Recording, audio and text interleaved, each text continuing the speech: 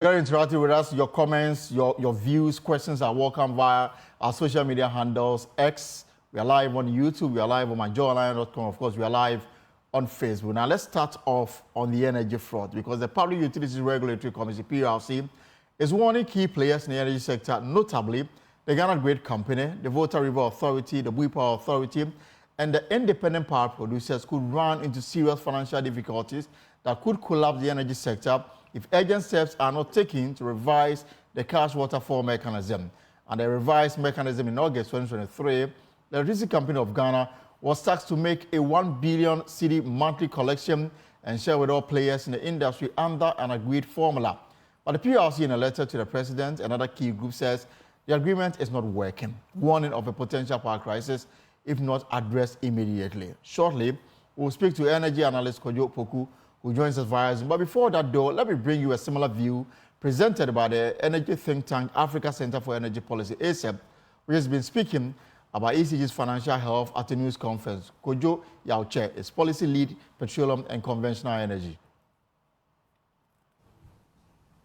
The growing fiscal burden imposed on the economy by ECG's continuous poor performance has become a ticking time bomb that can undermine the progress made after the domestic and international debt restructuring to keep Ghana solvent.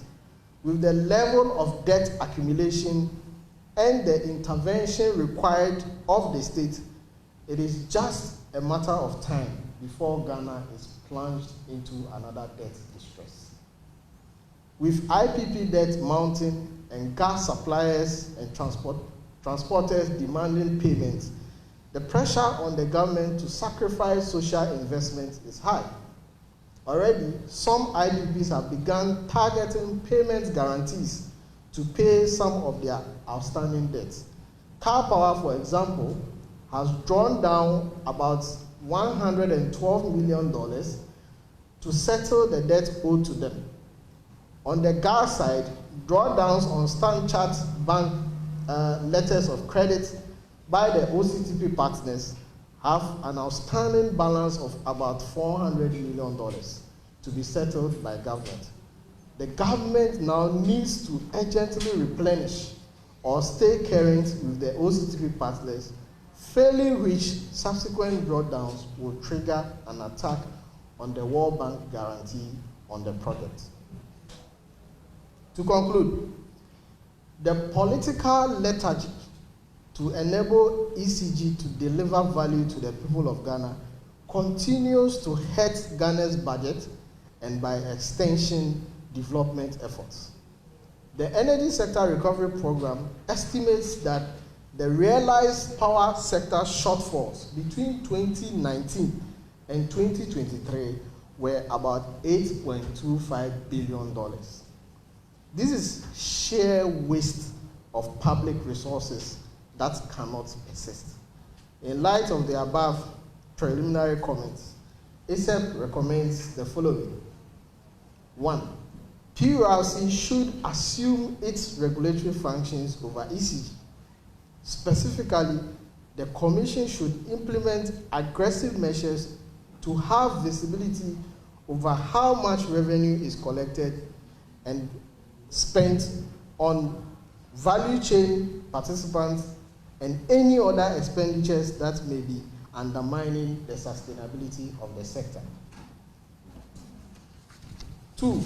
PURC should immediately audit the Haftel contract and verify all the payments made to the company to assure value for money for the country and clarify discrepancies in cash values reported by Haftel and ECG. And finally, the current management of ECG should be relieved of their jobs and immediately replaced with effective and transparent management that will salvage the company and its attendant fiscal burden on the state and the people of Ghana. Right, so that's the position of ACEP, that's the Africa Center for Energy Policy. We also hear from the ranking member on the Mines and Energy Committee, John Jenapo, who also held a news conference this morning on a similar subject. We've got tons of letters written by the PURC to the president and other interest groups, related to the energy sector. But let me bring in, energy analyst. He's an expert in this area. Mr. Kojo Poku joins me via Zoom. Mr. Poku, welcome to the pulse here on JoyNews.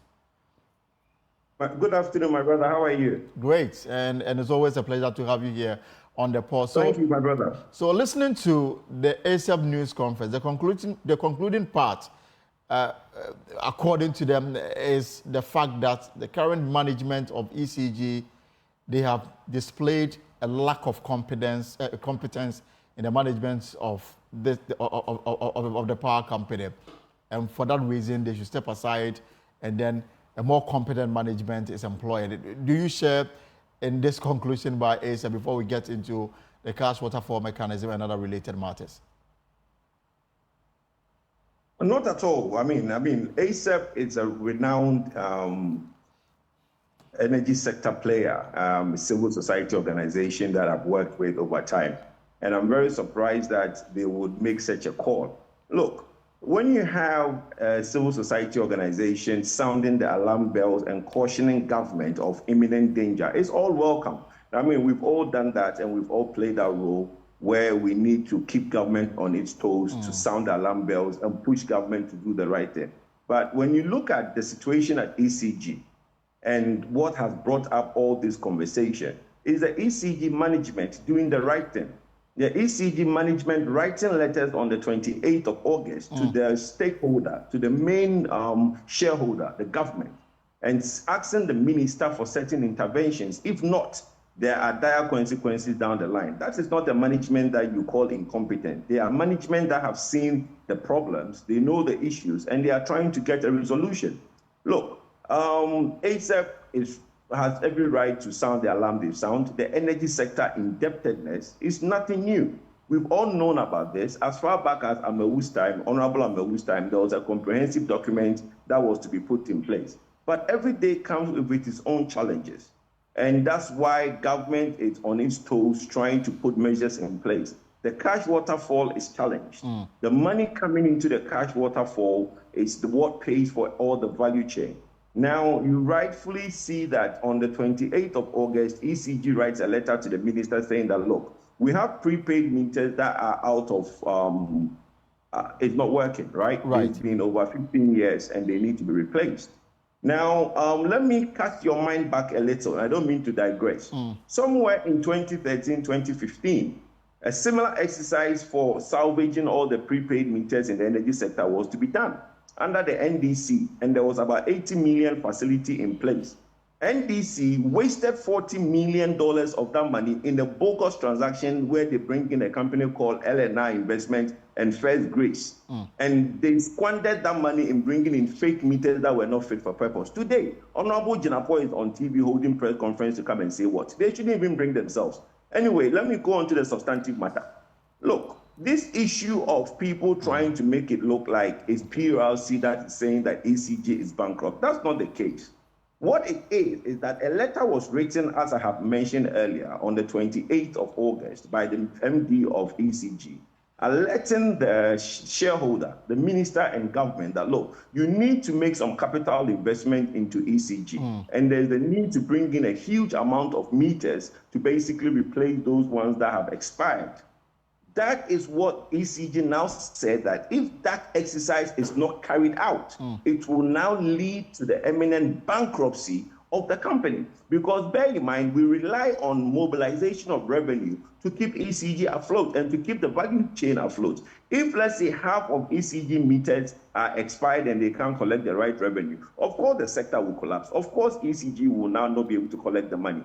But everybody is now holding the wrong end of the stick, which is when the minister sought the advice of PULC on the subject matter. And PULC now wrote a letter saying that, yes, quoting what ECG have said, that if this is not done, it could lead to the imminent bankruptcy of the company. Everybody is now saying that, oh, PULC is saying that, oh, ECG is going to be bankrupt. That's not what it is. People like to take the wrong end of the stick to suit their own narrative. We need to follow the conversation. Yeah, Mr. Poku, if I may come in here, I know, for example, that 2 weeks ago, the ECG started, replacing some of the obsolete meters. Does it suggest that they got the finances that they needed to do this replacement exercise? Not at all. There is a strategy that ECG has taken. You know, before, like I said earlier, when the last NDC government wasted $40 million in bogus procurement, and that led to fake meters being procured from LNR and first grades. The new management of ECG have a different strategy and a different approach. What they are doing is that they are giving various companies that are manufacturing and assembling meters locally, they are giving them concessions, okay? And in these concessions, you fix the meters, then through the revenue that you generate by adding on these new meters, you are given a certain percentage to offset the cost of the meters that you've installed. So these meters that are being obsolete, that is the strategy that the new management of ECG is using to be able to now basically get concessions to these companies. They replace the meters, and then over a period, the revenue that comes in, ECG gives him a percentage of that revenue. That is what the ECG management is doing. But what they are saying is that there is a need. Recently, there was a bill passed, there was a loan passed in Parliament by the IMF, the World IDA loan. The $250 million loan. Exactly, and about 50 million of thereabout in there is for meters. Okay, so the government is doing a lot to address these problems, and that process has started. They're going to do international tendering and procurement for these meters to come in. And unlike the NDC, this government is going to do the right thing, bring in competent companies to bring the requested prepaid meters in, not to use a bogus company. So the most important thing is that a lot is being done, and it's not true that ECG is bankrupt or a PULC is saying that ECG is bankrupt. It's a conversation. Everybody should understand the beginning of the conversation to where it is now. Look, everybody has the right to sound alarm in the energy sector. All of us are aware of the issues in the energy sector. And we know that the sector indebtedness needs to be reduced. If you look at the manifesto that I chaired for Dr. Baumia, it clearly tells you that we are 100% aware of the problems and we prefer solutions to solve some of these things. Let me run you through the PULC letter because you brought it up, and the recommendation that they made to the president and the energy minister. Now, in justifying why perhaps a possible or a partial privatization could be the option, they make reference to the fact that even though under the cash waterfall mechanism, ECG is mandated to collect at least 1 billion cedis every month and then distribute it according to the formula agreed at that revised meeting chaired by President Akufo-Addo.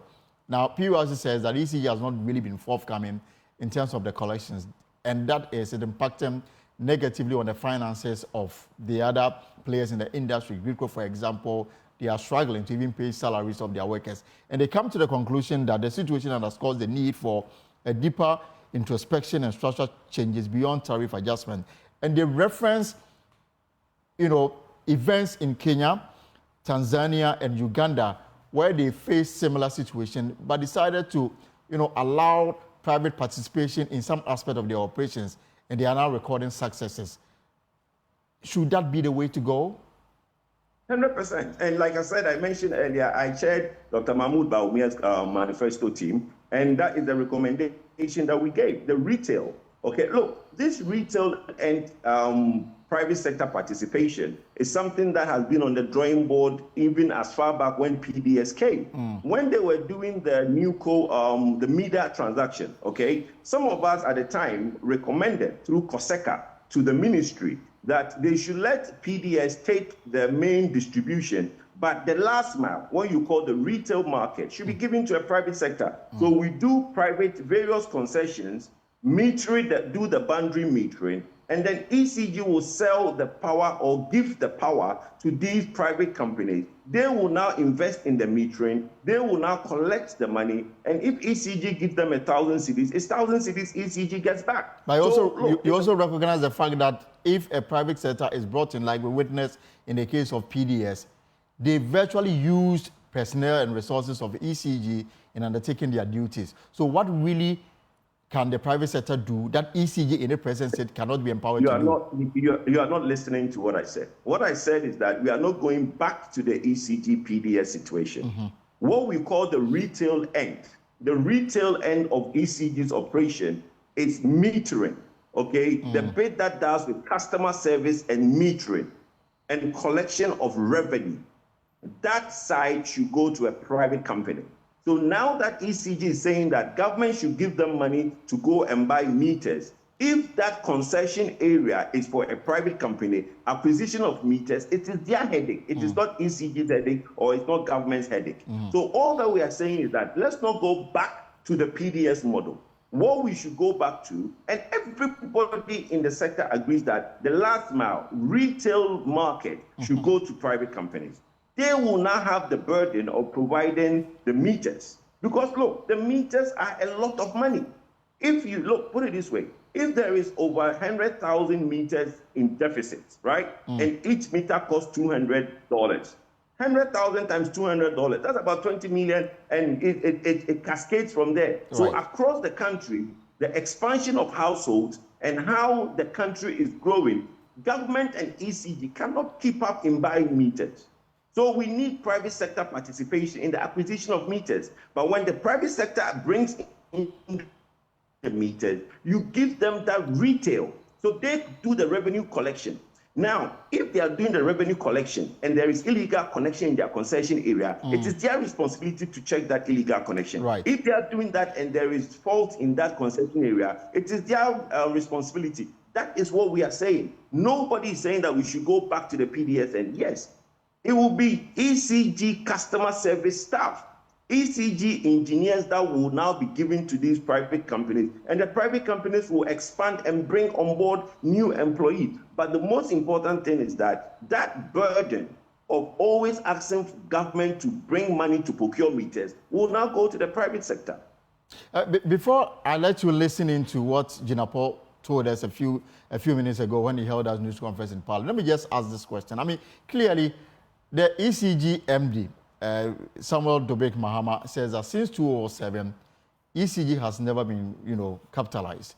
And so when we are holding them so hard and saying that we need them to act and act professionally, it will appear that on the side of government, perhaps they should also hold some of the blame when capitalization has not been felt at the ECG since 2007, according to the MD. Is it also because we expect it to be a profit-making organization, so therefore it should be able to work and pay for itself? No, I wouldn't 100% say that government has not done capitalization since 2007. I have mentioned the effort that government tried to do in 2013, 2014, but unfortunately went to a fraudulent company called LNR Investment and First Grace. Okay, and today, my institution, INSTEP, Institute for Energy Policy and Research, we have petitioned the special prosecutor on several occasions to prosecute the people behind that company, LNR and First Grace, which the NDC did a very bogus procurement, and the people who took that money, we know them, okay? But over the years, what government has done, if you look at certain procurement, if you look at certain investment that debts that ECG has, government has ring-fenced a lot of ECG debts and paid those debts. That is a form of capitalization that government has done. Maybe what he is referring to is fresh injection into the company. Right. But if you look at the ring-fencing of debts and all those things, that's the way of a government doing an injection. But I agree with him, a lot more needs to be done going forward. Mr. Kojopoku, so please, I need your reaction to this news conference that was held in Parliament today. The ranking member on the Mines and Energy Committee, John Jinapor, he is demanding full-scale audit of the entire energy sector to reveal the extent to its challenges. Listen in and I can get your reaction. This report has indicated that ECG is not abiding by the cash waterfall mechanism. And it's the cash waterfall mechanism that allows companies and entities throughout the energy sector value chain to get some revenues or payment. That has been jettisoned. As if that is not enough, the Ministry of Finance, since August 2023, has not paid up even 1 cedi for power consumed by ministries, departments, and agencies. And from our rough estimates, that debt alone balloons to 1.8 billion.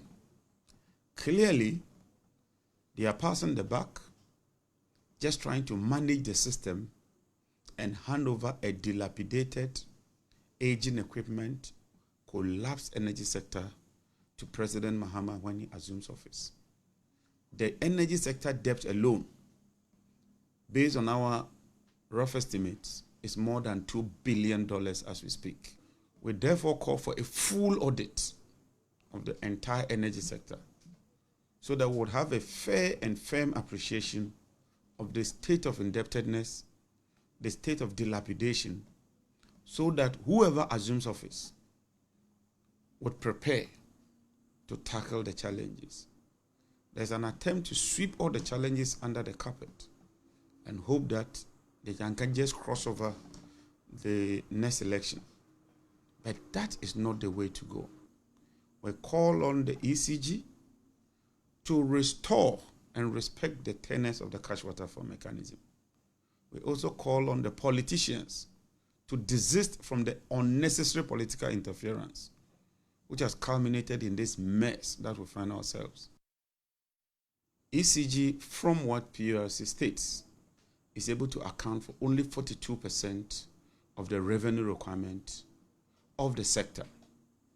And so clearly, the utility is not sustainable.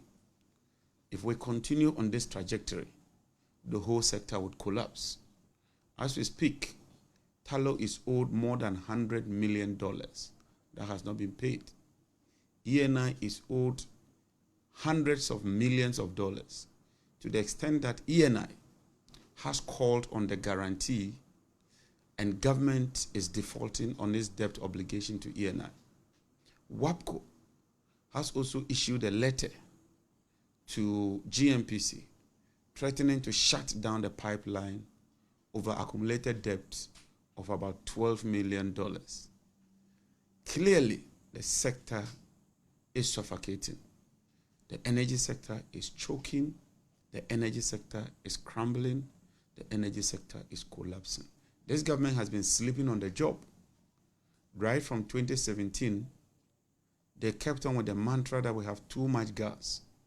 Today, there's a shortage of gas of about 60 MMscf. Because of that, since January, they've been procuring light crude oil to the tune of about $40 million every month. So in 1 year, government will be procuring $480 million worth of light crude oil. That is enough to build another gas processing plant. But clearly, some people are benefiting from the procurement of oil, and so the interest is more on the procurement of oil rather than delivering a gas infrastructure that can process gas. Since assuming office from 2017, not even 1 kilometer of pipeline has been added by this government. The gas infrastructure, apart from what they've inherited, they haven't added any gas infrastructure. And so we are calling on government to be transparent. Right, so that's the ranking member on the Mines and Energy Committee in Parliament, John Jinapor. Kwadwo Poku is still with me. So, Mr. Poku, your reaction to the NDC's position on the current issues relating to ECG and the power sector?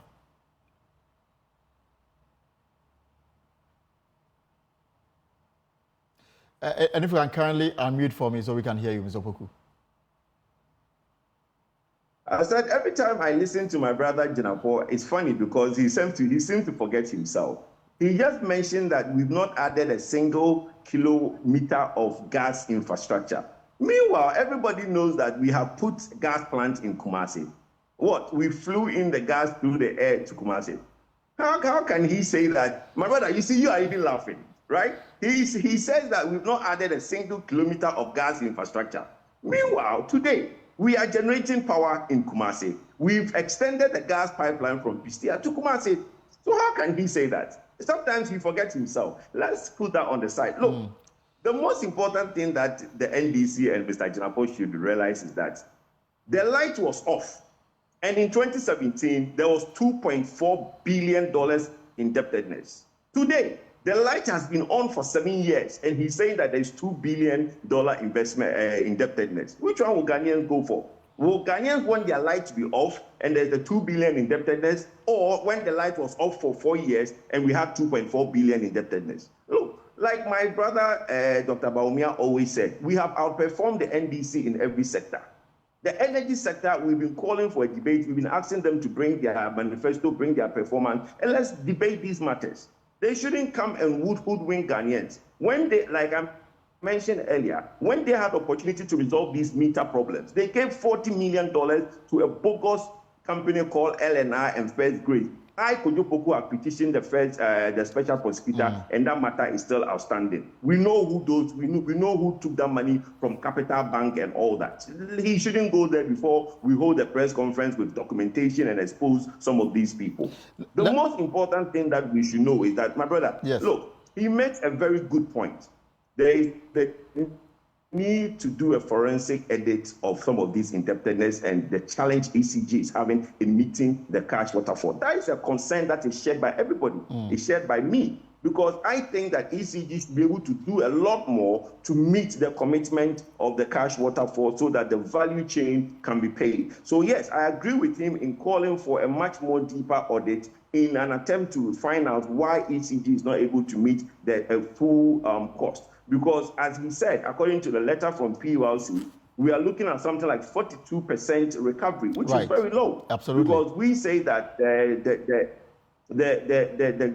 losses in the sector is about 30%, which is about 10% technical and let's say 20-something% commercial, right? According to the MD, they've managed to reduce that to 26%. Well, that's fine, but even if it's 26%, from what the real-time numbers are, from what they declare for the cash waterfall and what is now coming out, as we see from the pre-ALT letter, is 42%. So there's a big gap that needs to be explained and needs to be looked at. I agree with anybody that calls for a forensic audit, but look, the ECG management is doing a lot under the challenging situation that they have. They have a situation where meters are obsolete, they need to replace them. They have situations where there's some FX fluctuation which also affect them. And they stated that in their letter as well. So look, some of these things, myself and my brother Jenapo agrees, but he shouldn't go and try and introduce politics in some of these things. Because about when John... Mr. Poku, because you touched on that, perhaps our final bit on this conversation, I can let you go, is another letter that PULC wrote to the president and indeed copied a lot of interest. I'm sure you may have gotten one. And they are asking for inputs to fine-tune the cash waterfall mechanism by Monday, 21st of September 2024. And they makes reference to the fact that the lack of transparency and consistency in the payment of the collected revenue over the period has burdened the sector with continuing deteriorating financial sustainability and worsening quality service delivery. But they also make reference to the fact that the finance ministry, as per the agreement, is supposed to make a $10 million top-up every month. That has not been coming. So the blame, can be shared across board, but clearly there is a need for a revision. That's what they are calling for. I don't know what your suggestion would be. And I agree. There is a need for a sit-down. There is a need for a round-table discussion. And I will welcome that. There is nothing wrong. Look, some of us have been in this sector too long to want to sweep things under the carpet. I will definitely call for that sit around the table conversation with everybody and all the parties to understand where we need to be and where these things get better. We have 3 months before the current administration runs its course. But the most important thing is that the government is committed to the lights being on, and the government is committed to basically making sure that things work right. If it means for us to have a roundtable discussion, by all means, I'll sit next to my brother Jenapo and everybody that needs to sit at that table, and we make sure that we get the best for Ghana. Nobody is going to wishy-washy anything. Ghana first, and that's the most important thing. And you say that the call for the MD and the management to be removed is not something that you welcome.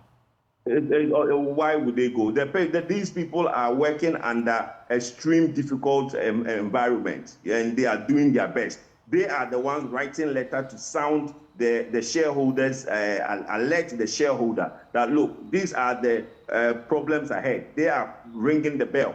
So why would anybody say they should go? They are not being reckless in their job. If you read the letter they wrote on the 28th of August, that is not the management that is derelict in their work. They are the ones who are sounding the alarm, alerting the shareholder that, look, these are the problems I have. Help me to resolve those problems. That is not the management you sack. That's the management you help. But the NDC will not know anything about that, will they?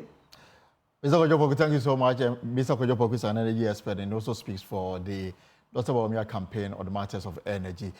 I mean, so what do you make of the impasse that is, happening in the energy sector, and what will be your own solution going forward? You can leave your comment on our social media handles, Facebook, X, and of course, YouTube. Now, away from the energy, let's move to another very important subject, and it's about illegal mining. Now, organized labor is resolute in their demand for a declaration of state of emergency and other actions to halt illegal mining activity. As it says, the planned shutdown of the economy is firmly in place despite meeting with President Akufo-Addo's ad hoc committee to try and come to a common ground on this. Now, the Ghana Veterinary Medical Association is raising concerns about the possible emergence of more dangerous zoonotic diseases, perhaps worse than Ebola, HIV, and COVID-19.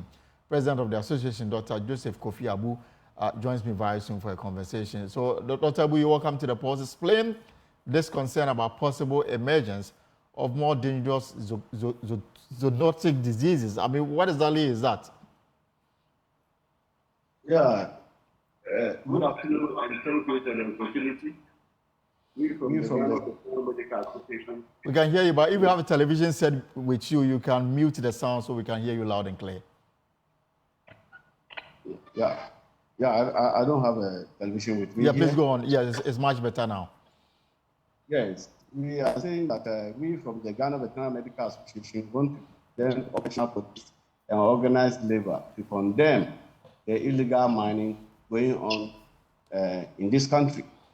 We have seen that what is going on is very devastating our forests and the water bodies. If you come to the water bodies, fisheries are being depleted because the heavy metals and other things that they are using to wash the gold is affecting the very, very livelihood of most of our fishermen, and very soon it will attack our aquaculture. Also, talking about wildlife, yes, we are saying that about 60% of the zoonotic disease or diseases that affect human beings now are from animals. Now we are going into the forest, destroying the forest and bringing in the animals nearer to us. And this is very worrisome to the veterinary association. In that, most of these diseases that we are seeing, multiples and other things that we are experiencing, they are all coming from this effect of illegal mining. We appear to be getting feedback on the sound. Dr. Abu, are you there? Yes, Okay, so I mean, today is Thursday, tomorrow will be Friday. It's going to be a very long weekend because Monday is a holiday. I know a lot of people will travel out of Accra, probably come back on Sunday. Some may go to the Eastern, the Ashanti, the Bono region. They may come with bushmeat. What would be your advice for such people?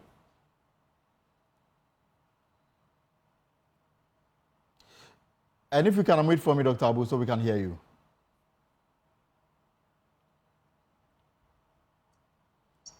Hello, can you hear me? Yes, I can hear you, Doctor. So I was asking, I mean, we are almost entering into a very long weekend because of the holiday on Monday, and a lot more people will travel out of Accra, come back, maybe from the Ashanti, from the Bono, from the Eastern.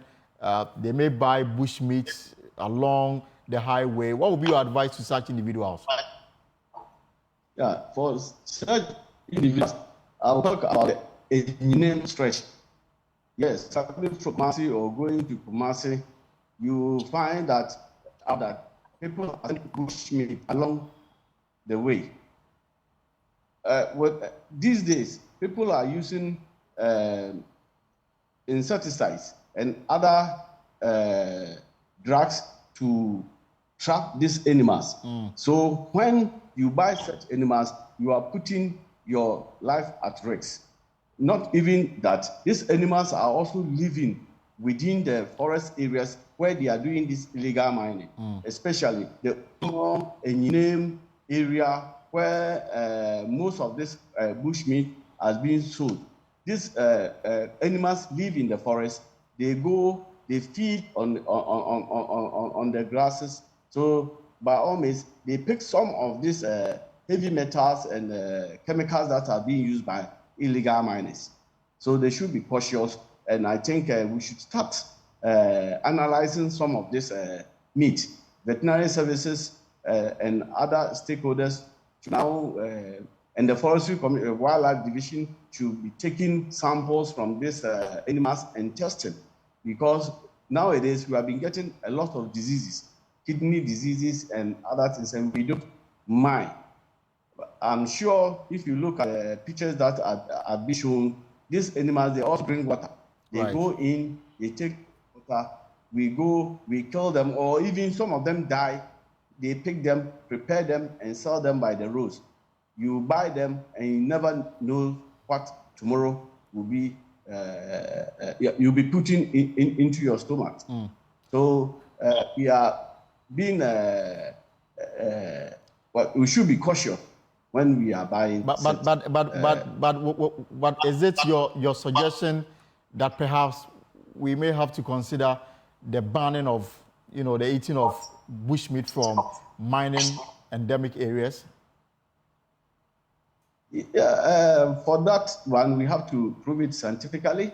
That is what I was talking about, us going and picking samples, that the Wildlife Division and the Veterinary Services, we can take samples and send to standard authority so that we will see the burden of the chemicals. And so that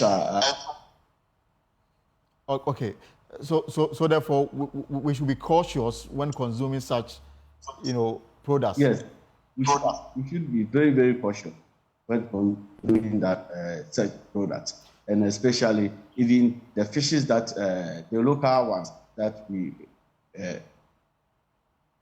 all right, we are buying now.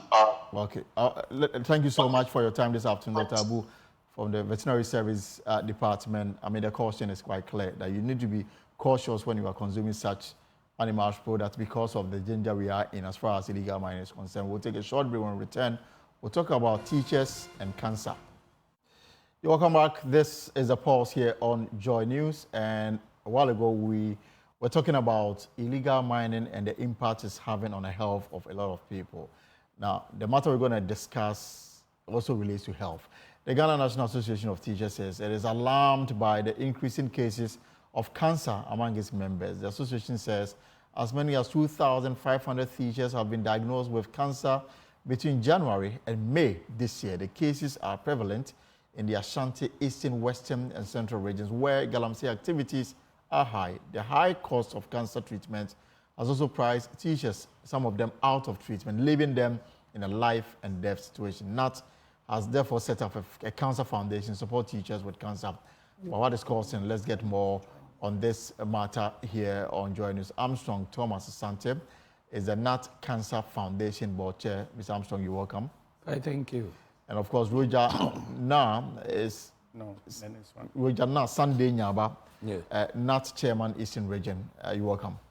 Or he's not here. He's not here. All right. So in his place is Christian Adinkra, NAT Chairman Wadina Denta Abokobi branch. You're welcome. Thank you. I think. Right. So let me start with you. Why the foundation? I mean, first of all, cancer. Is there a reason why you are recording so many of such? Yeah, thank you very much. In the first place, our number of teachers are over 260,000. And as we said, Greater Accra is the highest among the regions having cancer cases. Almost all the regions have cancer cases. My understanding is that because in the cities, Greater Accra, Ashanti region, Eastern region, most of the teachers go for screening so that they will know their status. And so we are able to know the number that visit our center. As soon as they see their status, If they have it, they run to our center, Swedish Ghana Medical Center, which has been purchased by NAT for treatment. And since 2014 to date, we see some cancer prevalence in our members. And so, looking at the dangers involved, NAT decided to establish the foundation, which will solely manage cases of cancer among our members, such that we will see how best to deal with them, manage treatment cases, treatment costs, and then preventive awareness campaigns too. We will do all these things so that we will minimize, if not completely eliminating cancer cases among our members. And that is why the call has come. It has become so necessary that we do fundraising. Ask for donors, every Ghanaian and beyond, corporate entities, diplomatic corps, government, everybody, to come to our aid so that we raise money to take care of our cancer cases, and then more importantly, to do preventive education so that many or all our teachers will be screened so that early detection will be able to deal with the cancer cases. So let me bring in Christian, right? Yeah. So I mean, tell me the stage of your members and why there's such focus on cancer. Yes, since 2014, like you mentioned, we realized that one of our mandates as a union is welfare. And so we detected that most of our teachers are getting lost to cancer. And remember, the treatment of cancer it's no joke. You can sell your house to treat cancer.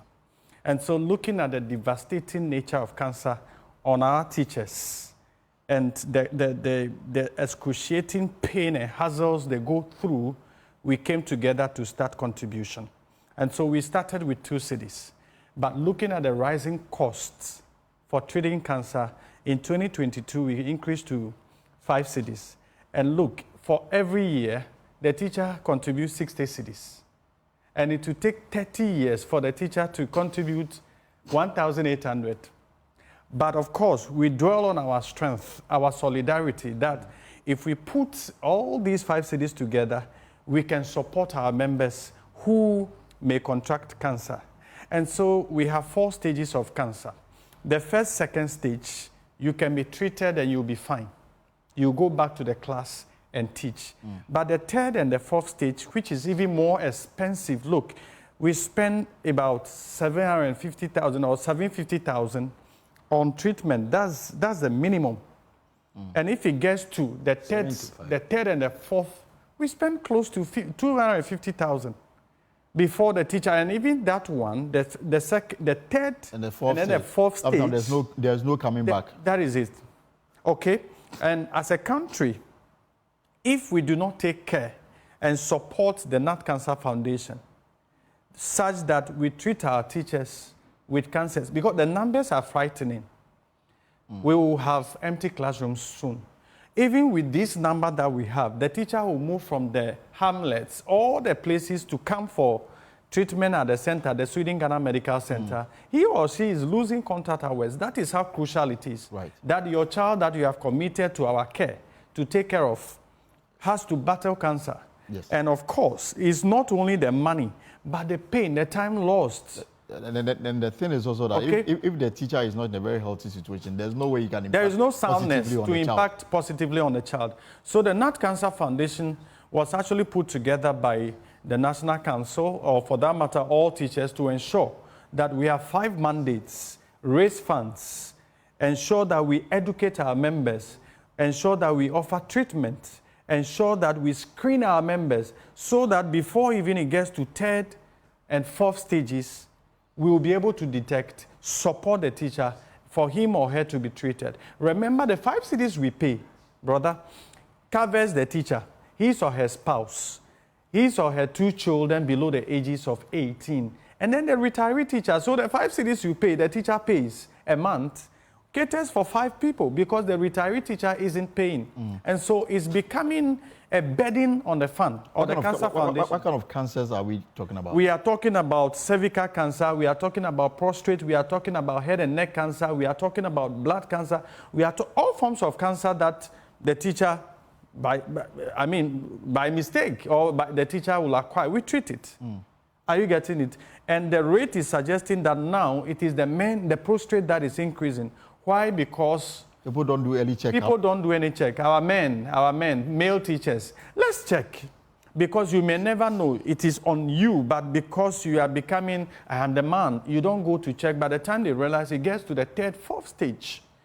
And so prostate is increasing, cervical is increasing. The doctors or the oncologists at the Sweden Ghana Medical Center are saying that, one, we do not check regularly. And so even if you are seeing symptoms, we introduce things into our system that exacerbates the situation. You resort to herbal medicine that are herbal not medicine. tested. And some still think that cancer is superstition. There is a spiritual aspect to it. Look, cancer is real. We cannot bring superstition into it. Our teachers, we are appealing to you. If you see any sign of cancer, just walk to the next screening place, ensure or clinic or center, ensure that you are screened. That is why the fundraising that we are having tomorrow morning at the NAT hall, we are appealing to all members of corporate Ghana. We are appealing to philanthropists. We are appealing to everybody impacted by the teacher. You are impacted by the teacher. The doctor in the surgery ward is impacted by the teacher. That banker is impacted by the teacher. That president, that MP is impacted by the teacher. So if we do not rally ourselves to support the fund, to raise more funds, we may be ending up soon losing the teacher in the classroom, and the classroom will be empty. So this foundation, how old is it, Mr. Chairman?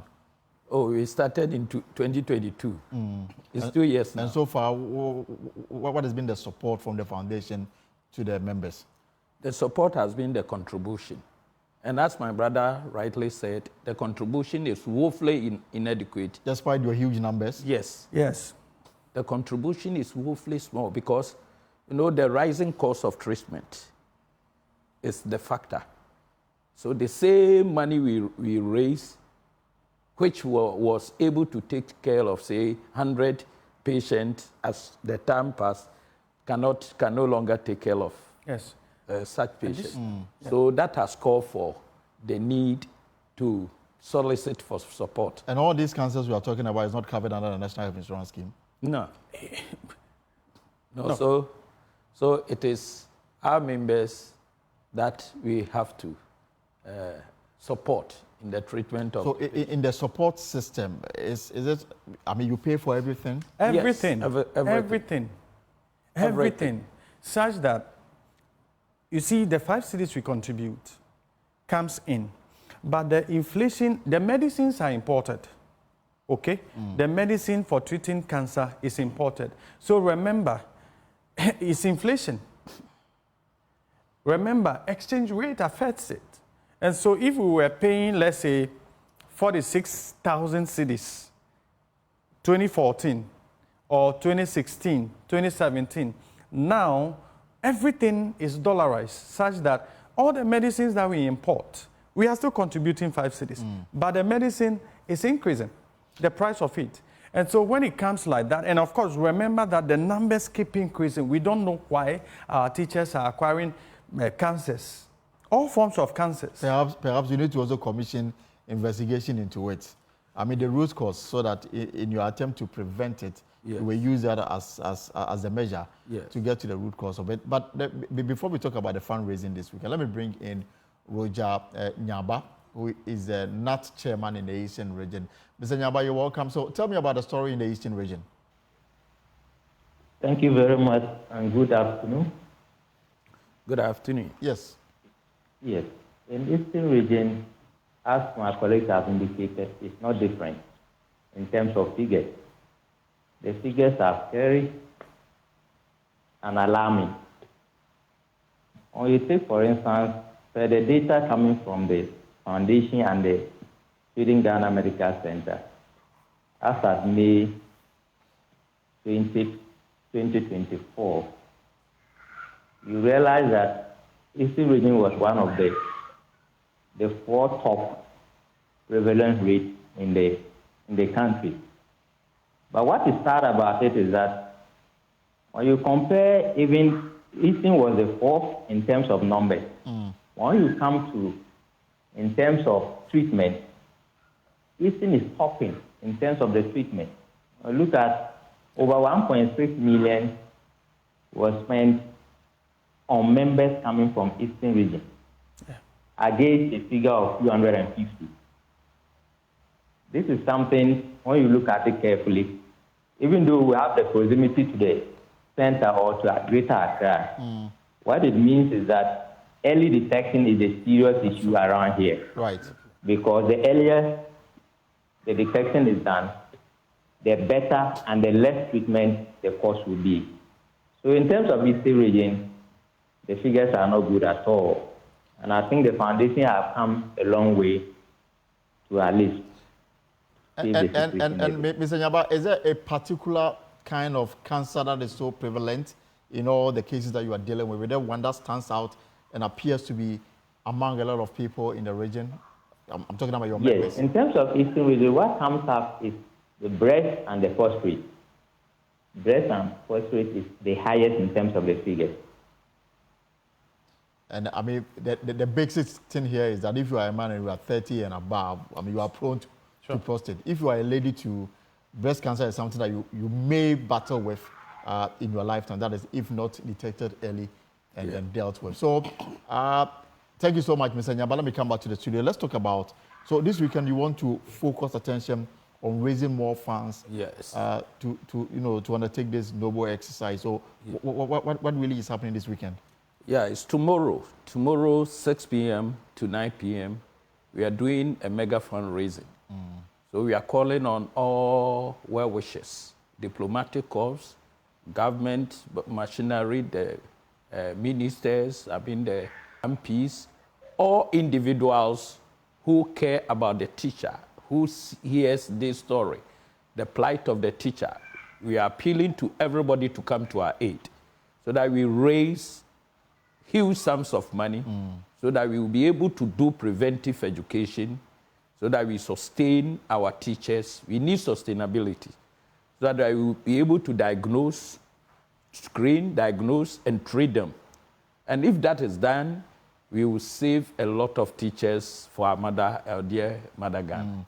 But Christian, in terms of the recovery rate for those that have had the opportunity of being taken care of by the foundation, what has been the recovery rate? The recovery rate also is spec'd against early detection, such that if you come to the center and you are between the first and then the second stage, irrespective of any form of the cancers, it can be dealt with. It's dealt with, and some of the teachers are testifying. They live healthy, strong, okay, after going through the various chemos or the various treatment segments. They are okay, solid. But if our teachers come, or those who come to the center, who are at the 3rd and the 4th stage, honestly, the oncologists are saying that at those stages, you are managed. Managed here means it will take some form of godly intervention. Yes. And the pain we are having as a foundation is that we spent much more money at that stage. And so the concern of the foundation is that we now move into education, screening, so that after we screen and we identify that, oh, you are exposed or you are showing symptoms of it. How regular do you undertake such screening exercise? Yes, we do it based on invitation and per the data. Now that we, as at this time that we are speaking, Greater Accra is leading the numbers of those who go to the center.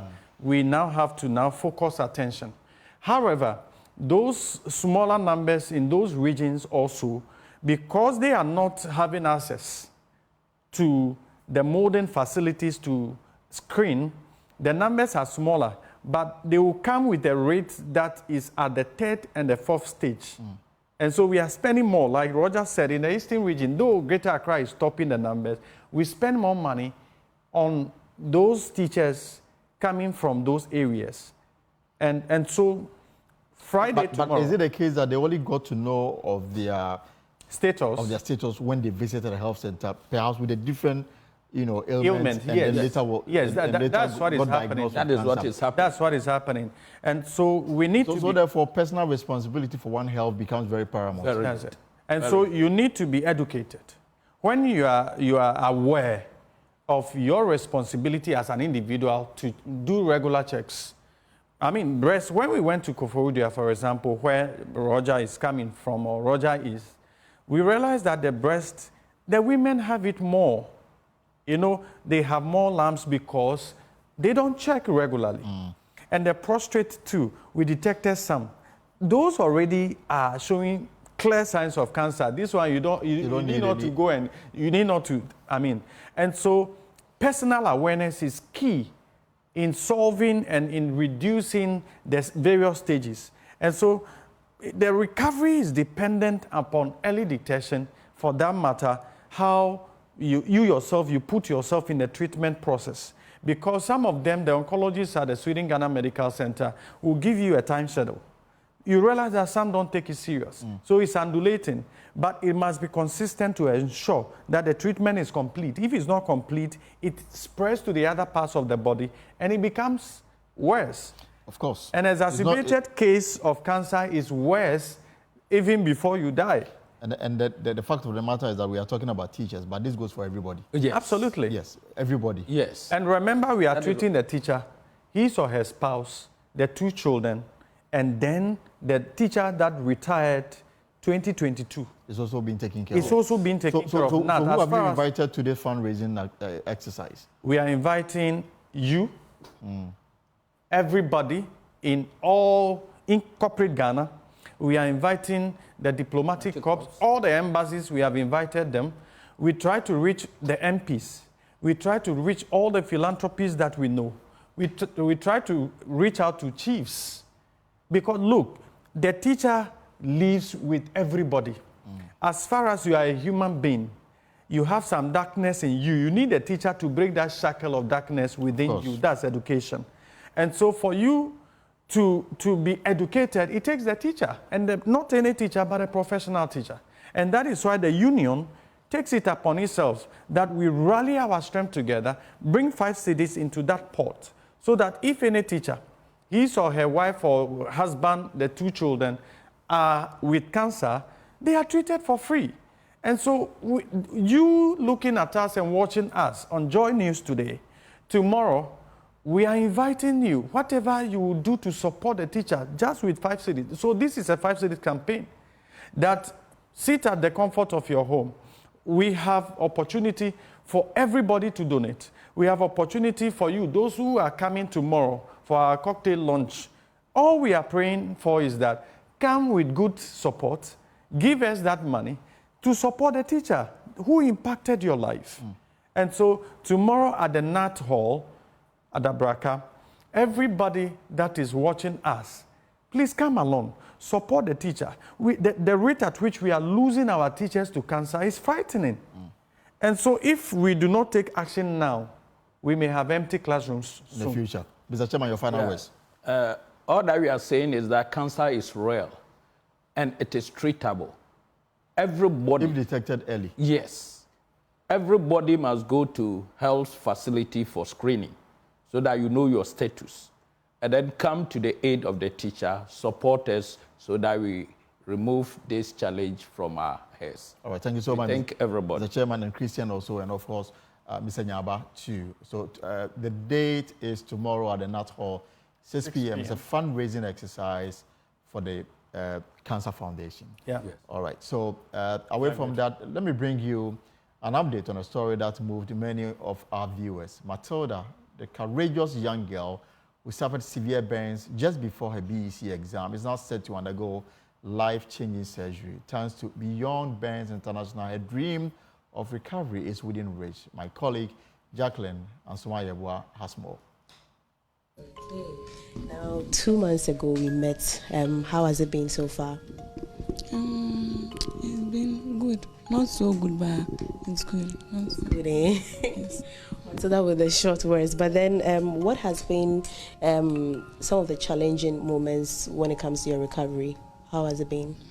Some of the challenges you faced? Pain, yeah, I feel pain and I bleed and all that stuff sometimes. So that's what. That's what has been happening. All right. Now, how did you feel when you put the story out there? How did you feel when you realized that there was someone out there who wanted to help you? I was feeling low because I didn't expect that we will have someone to help. But God willing, we got someone. So what do the doctors intend to do when it comes to surgery tomorrow? Skin grafting. So the wounds can heal fast because it's keeping long. It's been more than a year. Yes. Wish you all the best tomorrow. And just as she's saying, when it comes to the skin graft, there are wounds that needs to be healed, and that's what the doctors are going to do. So, without the wounds being healed, and what about your mobility too? When it comes to your mobility, is this also? Are they going to work on it too? Yes, please. They said they'll work on that later, but for now, it's the skin grafting. So just as Matilda is saying, when it comes to the skin grafts, all they have to do is just cover up the wounds, because without covering up the wounds, there's no way they can go and work on the mobility. You know, she's unable to walk, and from there, they would know the next step forward. The CEO of Beyond Burns International, Judith Ketu Addison, shared her motivation behind the gesture. About helping people with burns, yes, I have been doing it for a while. But making it a foundation, we started in July. Mm-hmm. And so we heard Matilda's case on JoyNews the first time, and it immediately just pricked my interest, and I wanted to just follow up with that. Okay. What actually motivated you to do the whole burns initiative? Because it's something that you said you've been doing for some time now. So what actually motivated you in the first place? Okay, I'm a burn survivor. I suffered burns as a child. I was in a gas explosion. And I mean, at several points in my life, I had been thinking about putting something together that could help survivors like me. I know that burns treatment is very expensive and it's very painful as well. And many times people are not able to afford just the treatment. And after treatment, there are other things that you need, like the psychological help. And sometimes people have deformities or malfunctions that have to be corrected, but because of money, they are not able to do all of these things. So thinking about just trying to create some kind of support for survivors, something that allows them to get the medical assistance they need to be able to at least feel better to reintegrate in society, was my whole motivation. And about Matilda, to think that she was going to school, she went to write her BCE in her. Exactly. And I also went to school in my bandages. So immediately just felt like something I could relate to, and I know firsthand how it feels like to be with your mates and then feel different. So it was very easy for me to feel like connecting with Matilda. Matilda's case will be the 4th. Yes. Take them through the whole process through till the end. Okay, for some people, it's just about trying to help them cover the cost of the treatment they have gotten at the hospital. You know, sometimes they have healed properly, but because of money, they haven't been discharged. And that's where we have helped in the past. This is the first time that we are helping someone go through with their surgery. And so that's Matilda's case. So I think that, yes, Ghanaians have to do better when it comes to treating people that have burns.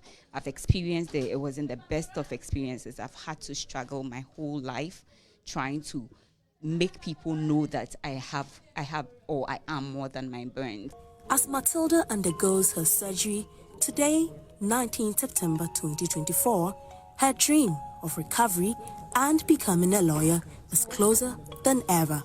With continued support, she's ready to face the challenges ahead, holding on to hope. For Joy News, I am Jacqueline Ansama Yabua.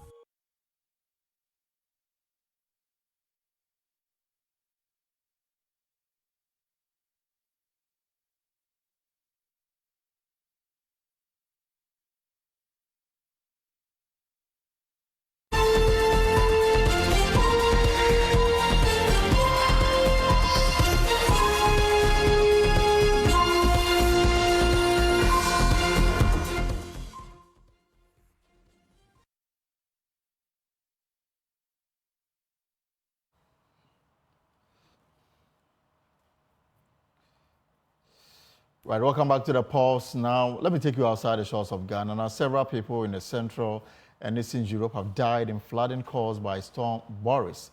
In certain areas, the storm has brought some of the worst flooding in nearly 3 decades. Here on how this is impacting Europe right now is DW correspondent Emily Leshner in Berlin. So, Emily, what can you tell us about the flooding?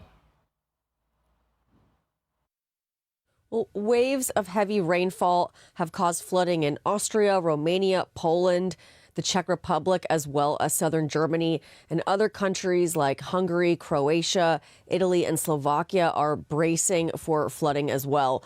More than 20 people are reported to have died, and many more are currently unaccounted for. Bridges and roads have been washed away. In Austria, a number of dams have broken, and authorities have said they're concerned about potential landslides in the mountainous regions. In the Czech Republic, people are being rescued by helicopter from their rooftops, and many have been left without power, heat, and hot water. And here in Europe, temperatures have recently dropped pretty significantly. So what are the experts saying about the frequency of these types of events and climate change? Extreme rainfall is becoming more frequent and intense across Central Europe, as it is or has been across much of the world. Climate scientists have been warning for years about the increased likelihood of extreme rainfall events like this one occurring as the planet warms. This storm does fit with expectations of more extreme rainfall in a warming world, but it's not really possible at this moment to know how much of a role climate change has played. We do know that a warmer atmosphere holds more moisture, which leads to more intense rainfall.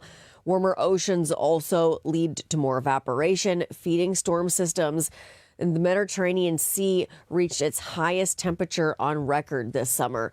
And countries in the global south will be hit the hardest from these changes in the climate, which is why industrialized countries like Germany are pledging billions of thousands of euro a year to the Green Climate Fund, which came from the Paris Agreement to help emerging economies better prepare themselves for climate catastrophes. So I'm curious to know what countries can do to prepare for these events in the future. Well, Vienna's flood defense system is one thing that has helped the Austrian capital deal with the flooding better than other European cities. The city built a flood relief channel that runs alongside the Danube River that runs through the city. And when the Danube begins to reach peak levels, this relief channel is opened so that the extra water can flow into it. It doesn't make the city foolproof to flooding, but the relief channel does prevent the city from going completely underwater.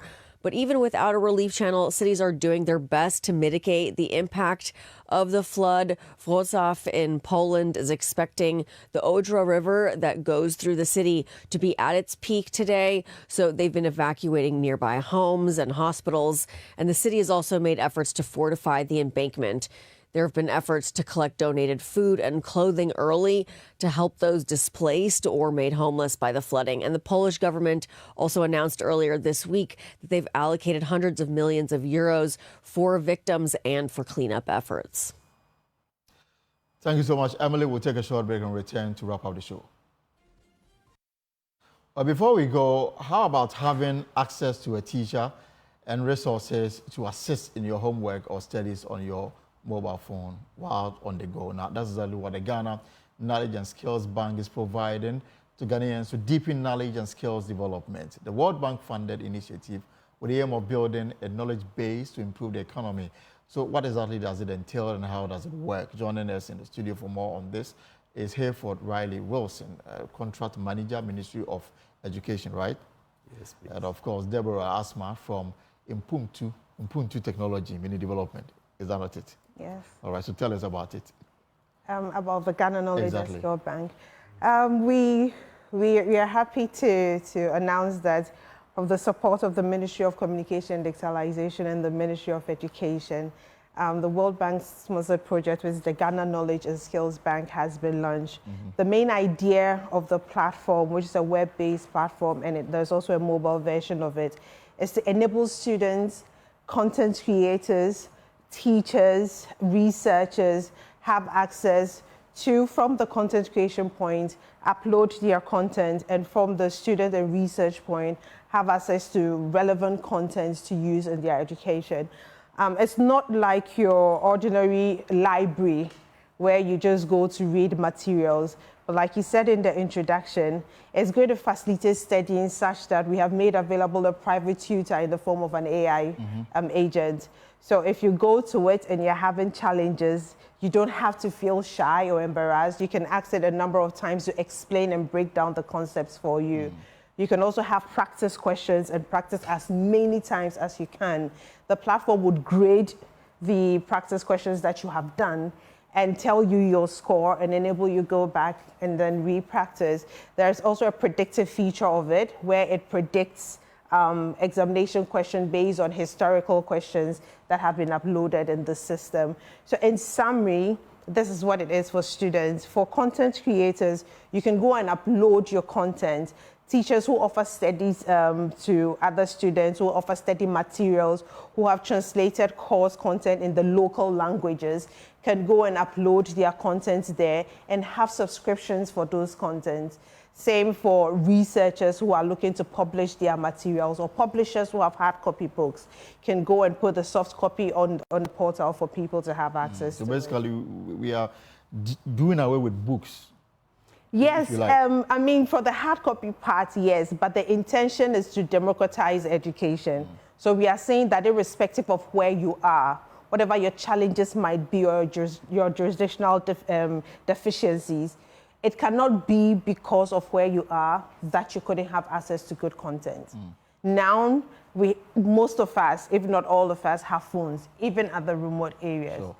So far as you can go online and watch YouTube, watch Instagram, and any bit at all, you can spend some time to go and learn. But Mr. Wilson, what is the Education Ministry connection to this?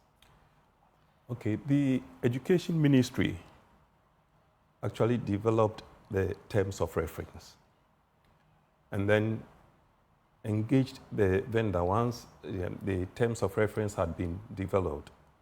The vendor sought to get the inputs of stakeholders. So there was a lot of consultation to find out exactly what the portal can do, how can we make it better.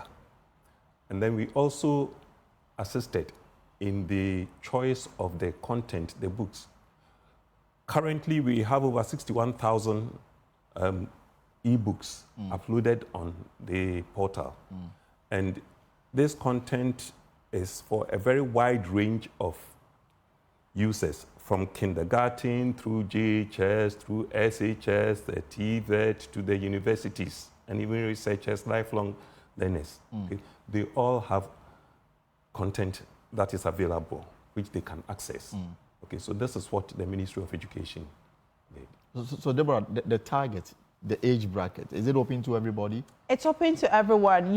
When you go on the website, you can get as low as nursery rhymes to as high up as tertiary and vocational, cooking materials, electrical materials, carpentry, scientific research materials. So the audience base is wide, because knowledge and learning doesn't really end, even though it starts. Sure. So you can go on the platform irrespective of your age bracket. And I think that the advantage here is already government is providing tablet to the second cycle institutions, which means that it will get to a point everybody will have access to it, and that will make this seamless. Exactly. And for our little sisters and brothers who are running the double cycle or the shift system, when you come home, it's an opportunity for you to still study, and keep yourself ongoing and practice. I love the practice part. I mean, we build a platform, but I love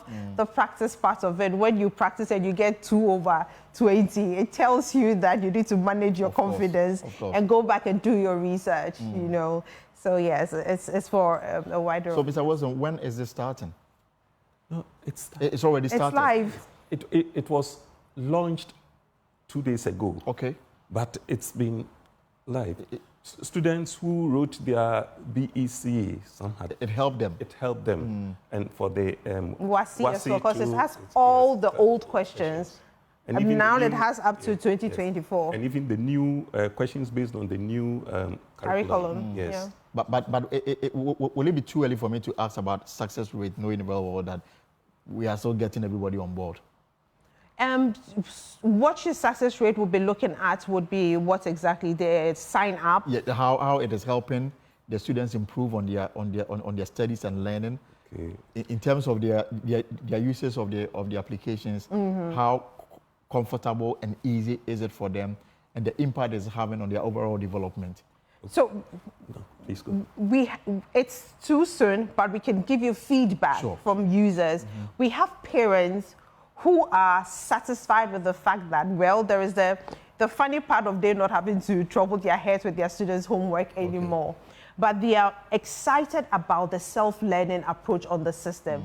That now their a parent came to us and said, my son goes to the Tutor Me on GKSB, which is the application you're talking about, goes in and enter the topic of discussion in class for that day, asks for further examples and asks for practice questions. And the parent is so satisfied with that. You know, so from the feedback point, we have that input. But from a collective point, from the national point, it's too early because the application was just launched and we would have to keep watching the trends to see. Let me ask a question, then I'll go to Mr. Wilson to wrap up on this. I mean, when AI came in and people started getting used to it, the fear was that students were going to become lazy, because then if you need answer to anything, it will be very easy for you to get it. Yeah. I'm wondering whether this program has factored that into it, so that to prevent that kind of easy way of learning, but really get you to get into it. This is what I would encourage you to do. Go to GKSB and probably ask it, what is the fraction of 60 or something, or what is 2 divided by 1 or something. It wouldn't give you the answer. And we were very intentional about that. I mean, from the developer point of view, we have kids. And I remember before the launch, when we had built it up a bit, I asked my son to go there and go and ask it a question. At that time, we hadn't factored it in. So it went in, put in his homework, and then what is X, and it got the answer. But the system has given me the answer, I won't learn. And we were like, okay, we can't repeat the same error. So this time, it explains the concept, and it will ask you to give it the answer. If you get it wrong, it would explain again and give you another example and ask you to give it the answer. We are not trying to promote feeding you with answers. We are trying to enable you study and facilitate your acquiring of education and knowledge.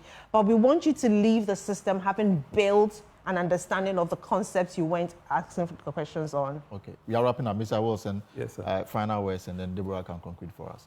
Yes, I think this is a gold mine, for want of a better expression. The Knowledge and Skills Bank is a gold mine, because you want to even write an essay, write a letter, okay?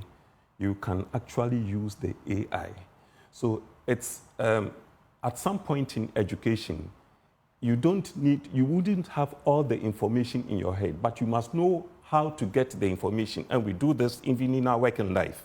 When you start working, you are not supposed to have all the answers in your head. You learn on the job sometimes. Exactly, but you must know how to get the information. And I think that is what the GKSB is doing, guiding students, and they are not learning by rote. They are learning with the understanding, because the AI actually guides them from step 1 to step 2 to step 3. So they know the processes. And I think in this era of science, technology, engineering, and maths, and this is what we need from our students. Absolutely. Yes. So there were final words, but before that, I mean, last month I had the opportunity to speak to very young people, about 8 to 10 years, and I told them that where the world is getting to now, you are sitting in a classroom here in Accra, but you are competing with children your age all over the world. And I guess this is what it prepares the students for. Exactly, exactly. And we are trying to take away the excessive excuses by making this available. Insofar as it is there and you have the will, you would get the content you're looking for, be competitive enough. I mean, what I would want to add to all this is that it has just started. We have a broad spectrum stakeholders that we need them to work with us on this. I mentioned it's content creation. I mentioned it's publishers. I mentioned it's users and your ordinary persons. All these people are valuable to us, especially even from the vocational points. There are people who are good at, say, hairdressing, and they can teach it to you in our local language. We can put this video and these content up there for other people to study. So we are extending our hands to all and sundry to help make this, like what Mr. Wilson said, a gold mine for our nation. All right, thank you so much for coming through. Hayford Riley Wilson is contract manager with the Ghana Ministry of Education. Of course, you also heard Deborah Asma. And so that's the conversation. I mean, where the world is going to now, if you don't prepare yourself for the future will outrun you. There's more stories on myjoyonline.com. The issue about the PRC and the ECG will not go away, but the MPP has also been responding to the NDC. Well, that's our show for today.